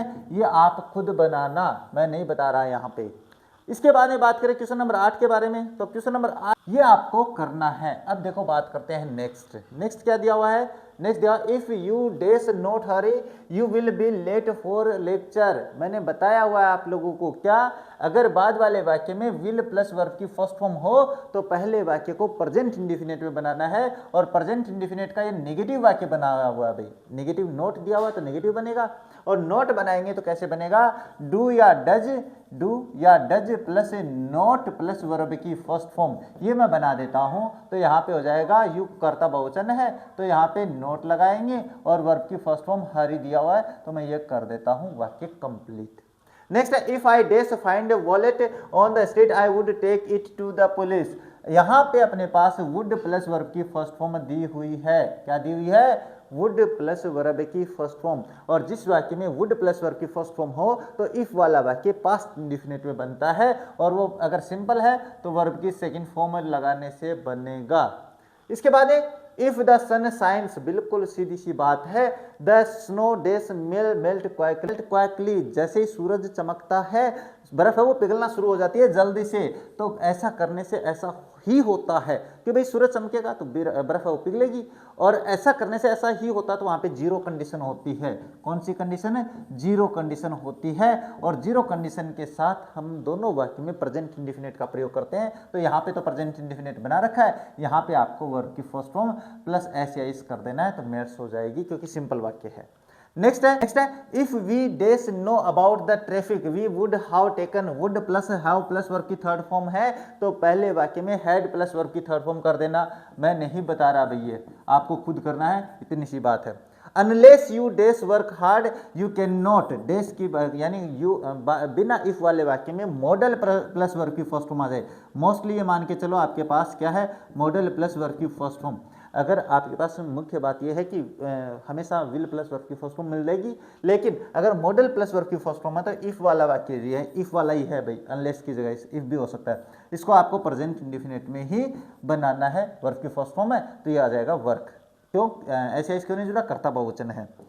नेक्स्ट क्वेश्चन क्या है, क्वेश्चन नंबर 13। क्वेश्चन नंबर 13 की बात करें, if I dash win the first prize I would be very happy, यानी कहने का मतलब वुड प्लस वर्ब की फर्स्ट फॉर्म है, पहले वाले वाक्य को पास्ट इंडिफिनिट में बनाना है। अब ये पास्ट इंडिफिनिट का सिंपल वाक्य है, कैसे बनेगा, वर्ब की सेकंड फॉर्म लगाने से, तो बना देना if she dash ask me I would have helped, verb की would plus have plus verb की थर्ड फॉर्म दी हुई है, तो आपको ये वाक्य हैड प्लस वर्ब की थर्ड फॉर्म में बनाना है, ये खुद बना देना। इसके बाद में if you touch A live wire, live wire का मतलब बिजली के तार को छूते हो, यू गेट अ शॉक, तो आपको झटका लगता है। सीधी सी बात है, ऐसा करेंगे तो ऐसा होगा, तो आपको जीरो कंडीशन का प्रयोग करना है। किसका, जीरो कंडीशन का प्रयोग करना है। और जीरो कंडीशन में दोनों वाक्य प्रेजेंट इंडिफिनिट में, तो मैं यहाँ पे गेट कर देता हूँ वर्ब की फर्स्ट फॉर्म में, ऐसे ऐसे नहीं जुड़ेगा क्योंकि अपने पास कर्ता बहुवचन है। If the dash play well yesterday the would have won the match, would plus have plus verb की थर्ड फॉर्म पास्ट परफेक्ट बनाओ खुद, हैड प्लस वर्ब की थर्ड फॉर्म बना देना। नेक्स्ट है if I dash be the principal I would declare, कोरी कल्पना, अगर मैं प्रिंसिपल होता, अगर मैं प्रधानमंत्री होता, अगर मैं तुम होता, अगर मैं फलाना होता, मैं ढिमकाना होता, अगर मैं पक्षी होता, मैं हाथी होता, मैं शेर होता, कोरी कल्पना है। तो अगर मैं प्रिंसिपल होता तो ये कोरी कल्पना है, और कोरी कल्पना दिखाने के लिए केवल केवल वर्ब का प्रयोग होता है। गुरुजी बहुत कुछ बोलगा, if he dash come to my house I will show, will plus verb की फर्स्ट फॉर्म है बिना इफ वाले वाक्य में, तो इफ वाला वाक्य प्रेजेंट इंडिफिनिट में बनाना है, और प्रेजेंट इंडिफिनिट का कर्ता एक वचन है, तो वर्ब में ऐसे ऐसे जुड़ेगा, सिंपल वाक्य है। अच्छा क्वेश्चन नंबर 19 क्या कह रहा है, क्वेश्चन नंबर 19 कह रहा है if you dash not tell me truth I will be very angry, I मतलब बाद वाले वाक्य में विल प्लस वर्ब की फर्स्ट फॉर्म दी हुई है, तो पहले वाक्य को आपको बना देना है, नेगेटिव बनाना है। अब आप ये खुद बना देना, नहीं बने तो मुझे बता देना, कमेंट में मैं समझा दूंगा। If I dash have wings, अरे सीधी सी बात है, अगर मुझे पंख होते, कोरी कल्पना है भाई, क्या है, कोरी कल्पना, वुड प्लस वर्ब की फर्स्ट फॉर्म बाद वाले वाक्य में पक्का मिलेगी, और ये कोरी कल्पना है, तो यहाँ पे क्या करेंगे, इफ आई हैड, यहाँ पे कर देंगे इफ आई हैड, क्योंकि यहाँ पे बी वर्ब नहीं है, बी वर्ब नहीं है तो अपन वर्ब नहीं करेंगे, क्योंकि अपने पास ये दी हुआ, तो इसकी सेकंड फॉर्म बना देंगे, अपने को क्या दिक्कत है, ये भी कोरी कल्पना होती है। If the bus dash not break down, break down का मतलब खराब होना होता है, we would have reached at home time, would plus verb की would plus have plus verb की थर्ड फॉर्म दी हुई है, तो आपके पास ये रहा, तो ये वाक्य आपको हैड प्लस वर्ब की थर्ड फॉर्म में चेंज कर देना है, लेकिन लेकिन लेकिन नोट का ध्यान रखना है, तो had plus not plus verb की थर्ड फॉर्म हो जाएगा। अच्छा if you mix red and white, अगर आप लाल और व्हाइट कलर को मिलाते हो, यू गेट पिंक, तो आपको पिंक कलर मिलता है। ऐसा करने से ऐसा होता है, तो आपके पास जीरो कंडीशन होती है, और जीरो कंडीशन में आपको प्रेजेंट इंडिफिनिट का प्रयोग करना होता है, तो आपके पास ये हो जाएगा गेट, और इसमें वर्ब में ऐसे ऐसे नहीं जुड़ेगा, कर्ता बहुवचन है। चलो if she dash go to London she will visit, ये आपको खुद बना देना है, विल प्लस वर्ब की फर्स्ट फॉर्म प्रेजेंट इंडिफिनिट बना के दिखाना है। अच्छा नेक्स्ट क्वेश्चन क्या है, नेक्स्ट क्वेश्चन की बात करें तो क्वेश्चन नंबर 24 कह रहा है, क्या कह रहा है सर, ये कह रहा है if I dash know it was your birthday I would have bought, बिल्कुल would plus have plus verb की थर्ड फॉर्म है, पास्ट परफेक्ट में बनाना है, बना दोगे। If the weather be fine tonight we will go, will plus verb की first form है, वर्ब की फर्स्ट फॉर्म भरनी है, तो यहाँ पे बी दिया हुआ है, यहाँ पे दिक्कत है, तो मैं यहाँ पे इजरा कर दूंगा भाई, बस इतना सा करूंगा, ये बी अकेली नहीं आती है, बस। If the weather is fine tonight, अगर आज रात्रि मौसम अच्छा है, तो मैं क्या करूंगा, मैं वॉक पे जाऊंगा, क्या करूंगा पता नहीं रहा, क्या करेंगे, हवन करेंगे, हवन नहीं करेंगे, अभी टाइम नहीं है, अभी केवल